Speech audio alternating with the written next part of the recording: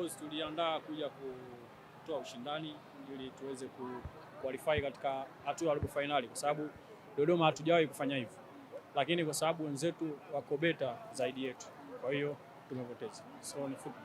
Pengine waliwazili wapi kipindi cha pili, kwa sababu kipindi cha kwanza mlikuwa mkipishana na pia mliweza kufaulu kipindi cha kwanza? Of course Simba ni timu nzuri na ni timu kubwa, kwa hiyo wao walitumia makosa yetu ambao tuliyafanya kipindi cha pili, sababu kipindi cha kwanza tulikuwa na energy ambayo iko sawa, lakini kipindi cha pili wao wakatumia makosa ambao sisi tumeyatengeneza na wakatuwazibu. Ilikuwa mechi ngumu. Nafahamu mchezo wa kwanza wa ligi mmetoa nao sare. Leo hii pengine kitu gani mnaondoka nacho kuelekea mchezo mwingine, kwa sababu na mchezo wa ligi wa raundi ya pili? Kwa sababu sisi hii ni knockout, anayefungwa anatoka, kwa hiyo focus yetu kubwa zaidi ni ligi, kwa sababu kwenye ligi tunatamani kumaliza nafasi 4 za juu na focus yetu ni mechi ya Coast.